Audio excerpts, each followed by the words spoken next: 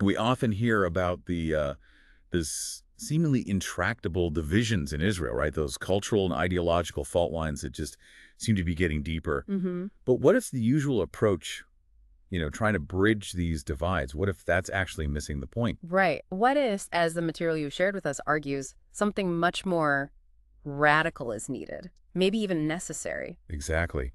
So today we're diving deep into Chapter 2 of Split to Survive: The Case for a Divided Israel.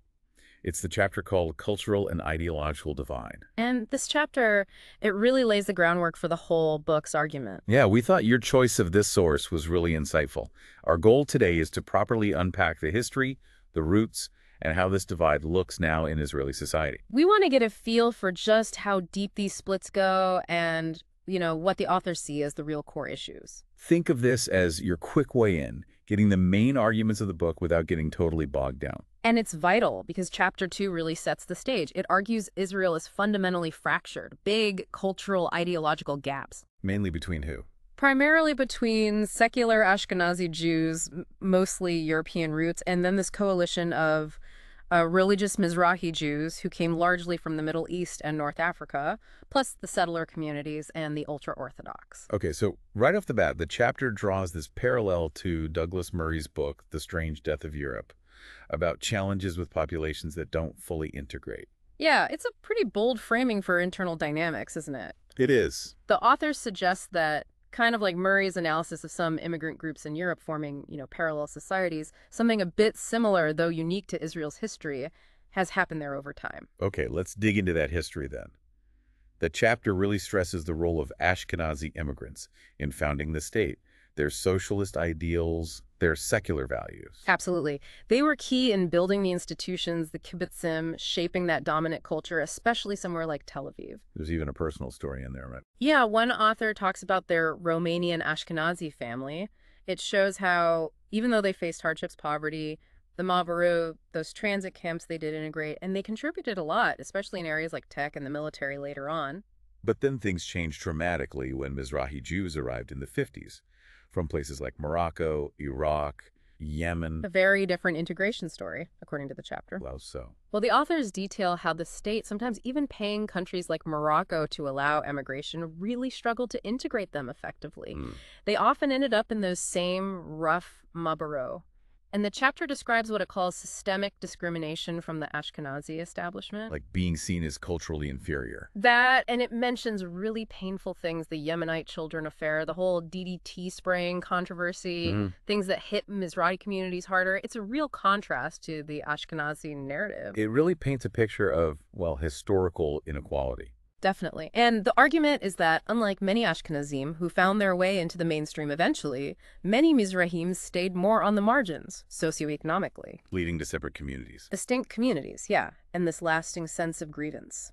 The chapter argues these historical issues didn't just disappear, they created gaps, inequalities that fuel today's political and cultural rifts, making unity much harder to achieve, in the author's view. And this is where the comparison to Murray comes back in. Exactly. The chapter uses Murray's phrase about some communities in Europe being Pakistan in everything but their location. Wow. It uses that analogy, maybe controversially, to suggest some Mizrahi communities develop sort of insular traits, strong identities, separation from the mainstream secular culture. And this feeling of marginalization that connects to politics later. That's the argument. That feeling pushed many towards right-wing parties, like Likud, as an alternative to that perceived Ashkenazi elite. And these different paths seem to have had real, lasting economic effects. The chapter cites 2022 stats. Yeah, from Israel's Central Bureau of Statistics. Persistent gaps. Higher education is a big one. Mizrahim significantly less likely to go to university. And these gaps influenced political leanings. The chapter argues, yes. Historically, Ashkenazim more towards the left, socialist parties. Mizrahim, feeling left out, increasingly backed the right, especially Likud under a tension from the 70s. It became about identity, not just policy. Which brings us to Netanyahu. The chapter suggests his strong Mizrahi support stems from this dynamic. Right. That many Mizrahim see him as standing against that Ashkenazi elite. It's almost an identity vote. The chapter compares this loyalty to what Murray called cult-like devotion in European populism. It does. And it uses that Orna Peretz incident as a key example. Remember, The activist who confronted Netanyahu about a hospital closure, Vaguely, yes. she challenged him. He was pretty dismissive, but she still supported him. The chapter draws a direct line from that to, say, the unwavering support for Trump among his base. The chapter also touches on some really sensitive stuff, stereotypes. It does. It mentions historical associations of some Mizrahi communities with violence, using terms that are, frankly, stereotypes themselves, and notes overrepresentation in crime families. It also talks about different aspirations compared to, say, Israeli Arabs. We should be clear, these are potentially harmful stereotypes the authors are using in their analysis of the divide. Absolutely crucial point. This is the analysis presented in this chapter of this specific source. The authors are outlining what they see as factors contributing to the divide. Okay, so historical roots, economic gaps. Then the chapter shifts focus to the settler movement. Yes, another major piece of this cultural divide puzzle, according to the text. Characterized as driven by ideological extremism and sometimes violence. While acknowledging diversity, some settlers are there for economic reasons, it definitely highlights an influential minority driven by religious ideology, believing they have a biblical right to the land in the West Bank. And it names names, like Ben-Gvir and Smotrich.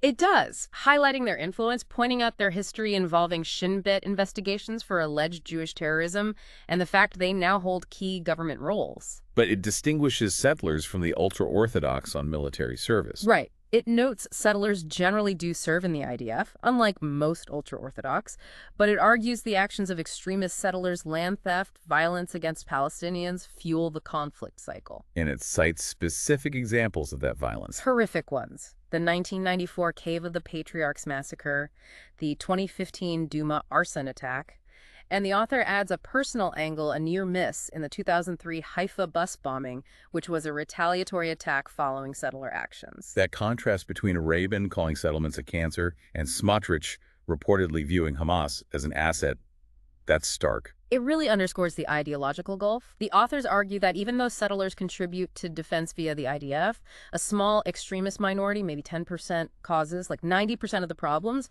undermining security. Okay, so settlers are one piece. Then there's the ultra-Orthodox community, described as almost a state within a state. Yes, the chapter focuses on their strict religious codes, living in the often segregated communities, high birth rates. But the main focus seems to be their relationship with the rest of Israeli society. Exactly. The widespread avoidance of military service, lower participation in the formal workforce, and their reliance on state subsidies funded largely by secular taxes. That's highlighted. And their political power. Shas, United Torah Judaism. Discussed in terms of leveraging votes, trading support for exemptions from military service, securing funding for their communities and institutions. And this is a major source of tension now, especially post-October 7th. Huge tension. The chapter emphasizes the surge in secular anger over draft exemptions since the war started. It mentions the 2024 High Court ruling against the exemptions, the ongoing political fallout. It's a critical flashpoint. And another parallel to Murray. Yes, this time referencing his observations in Europe about communities perceived as, quote, leeching off the state without fully integrating or contributing economically in the same way. Again, that's the author's framing, using Murray. This connection to Europe's migration issues seems central to their analysis. It really is. They explicitly link Murray's warnings about unintegrated groups forming parallel societies to the Mizrahi experience in Israel, insular communities, grievances, rejection of secular norms, the populist support for Netanyahu. And similar parallels for settlers in the Haredim. Yeah, comparing settler violence to extremist enclaves in Europe and Haredi dependence on state support to welfare reliance issues elsewhere. The core argument is that Israeli leaders, like European elites in Murray's view, might have ignored or downplayed this cultural divide for too long. Potentially risking a shift towards a more theocratic state. That's the concern raised in the chapter, yes. And to really hammer home the point about the divide, there's a case study, La Familia. Right, the Beitar Jerusalem football fan group, mostly Mizrahi youth, described as notorious for racist chants, violence against Arabs, against leftists. The authors argue their behavior reinforces negative stereotypes, like Mizrahi aggression. Exactly. Further alienating them, feeding the cycle. They even draw a parallel to gang problems in some European communities. Again, linking it back. So, wrapping all this up, what's the chapter's final assessment?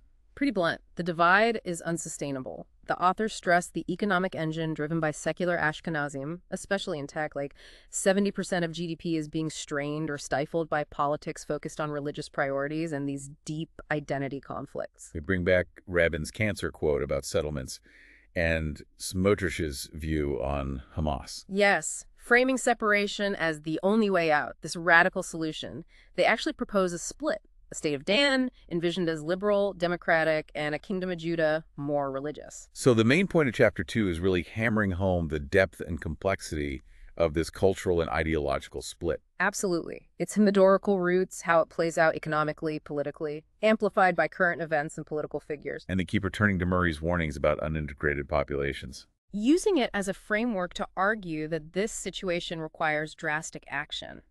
A call, really, for the 10% who see the problem clearly, to pursue separation as the only way to save both sides, in their view.